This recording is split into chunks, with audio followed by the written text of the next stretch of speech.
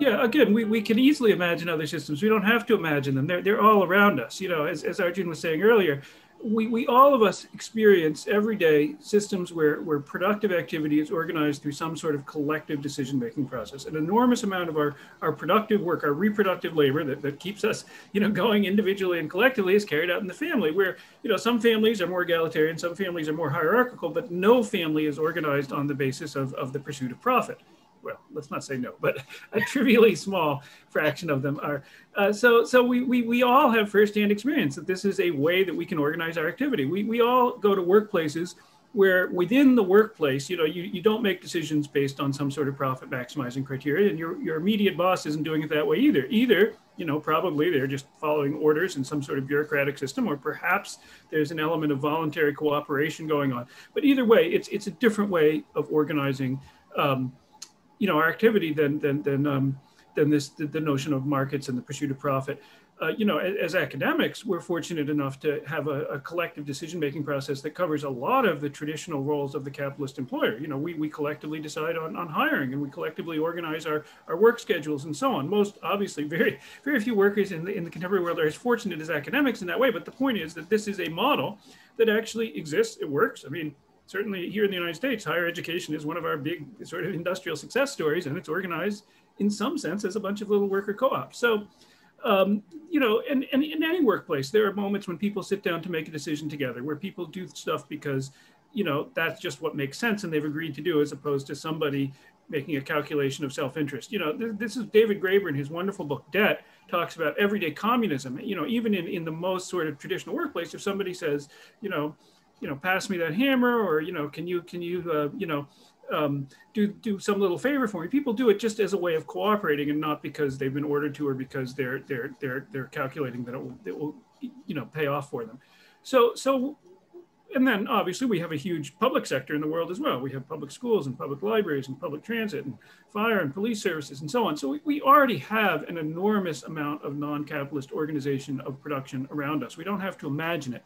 The challenge intellectually is to generalize from this stuff, to recognize how these principles can be applied more broadly. We don't have to create something new, but we do have to bring in sort of general principles. I think for people on the left, let's say, or people who support individual public sector programs or individual sort of non-capitalist ways of organizing particular activities, there's often a tendency to make the argument in terms of that specific activity. Well, here's why we want public schools, or we want better funding for our public schools, as opposed to trying to articulate what is the general principle that makes markets and the pursuit of profit a bad way to organize that.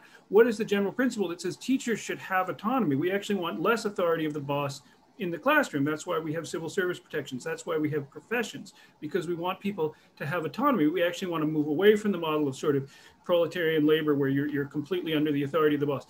We do that in a lot of specific cases already. The intellectual challenge is to sort of generalize that and see how we can apply it more broadly to the areas of society where it's not currently organized that way. Yeah, you know, the question actually is, I think, is quite nicely posed, because in some sense, I think most people would broadly agree that capitalism generates lots of goods. You know, that's there.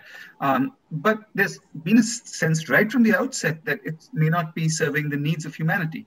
That in some sense, there's a, you know, I think the only word that really describes this is a drive, a sort of alien drive, which sometimes intersects with the need of human beings and very often doesn't. I mean, when we think about the way the kind of concerns about what happens in firms and how people spend in their entire lives working really as drones, it's really kind of a very tragic, you know, history, if you will. Of course, people are richer and healthier as well, but, you know, in some sense, capitalism, the way that it's developed, has not always served the needs of humanity. I mean, we don't have to look historically. Let's look at what's happening right now with the whole question of vaccination, right? I mean, the belief that in some sense you needed intellectual property, and you can only solve this by the genius of a few pharmaceutical companies, when in fact what actually happened in all of this innovation was that it was really the public sector backing all of this, which made certainly some of the vaccines even viable in the first place.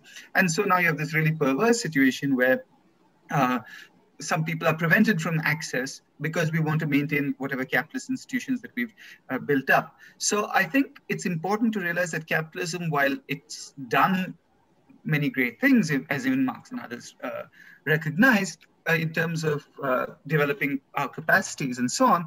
It's never been a force which has very nicely dovetailed with human needs, right? But I think that what's I think useful now to think about is that we don't need to imagine, if you will, and again, something that Josh said, we don't really need to imagine that we have a model and a system that's already there that we're going to replace this with. I think, you know, this thing will happen incrementally, and maybe this is radical optimism. I think that we are, as a whole, we both believe that you know, the domain organized around, if you will, these arbitrary hierarchies, the market and so on, maybe in the next few generations, with the challenge of climate change, with many more crises, and with a truly, in some sense, global world right now, I think that the domain of collective freedom, I think Josh would agree with this, will be much greater in the future than now. And so the domain of capitalism will be smaller.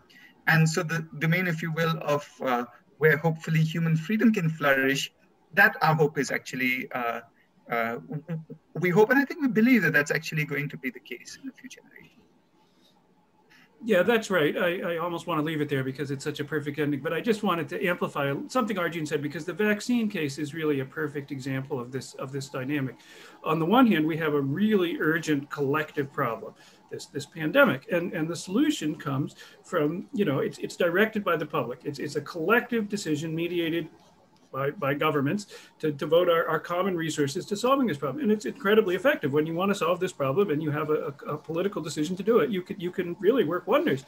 And it's also, of course, carried out by scientists who we have a whole set of professional, you know, norms around the conduct of science, which is precisely in order to suppress market incentives. We don't want scientists thinking about how to get rich. Now, of course, we do get that because that's ubiquitous in our society, but the reason we have a whole set of professional norms around science is precisely because we think that this is the kind of activity that people carry out better when they're insulated from market incentives. And then we have a sort of centralized public direction to mobilize their activity. So it's really quite, you know, pretty amazing when you look at it. But then the problem is that the fruits of that still have to be squeezed into this box of private property. Somebody has to have a property right over all this collective labor and public resources in the form of, you know, a patent, and that really then really limits the value. It makes this success much less, you know, than it could have been. So that conflict, I think we're going to see, just, you know, we do see it. We already are seeing it, and we're going to continue seeing it probably even more so as we deal with more sorts of problems like the pandemic and climate change and so on. That when we really urgently need to solve a problem, we find we do it by suppressing the logic of the market and making decisions collectively. But then as long as we still sort of have this overarching insistence on sort of organizing our claims on each other in the form of property rights, it really creates a conflict. It really gets in the way of that. And I think over time, you know, I think, again, just the necessity of solving our urgent problems is going to force us to move away from the private property model and away from the pursuit of profit and towards more rational collective ways of dealing with the problems that face us.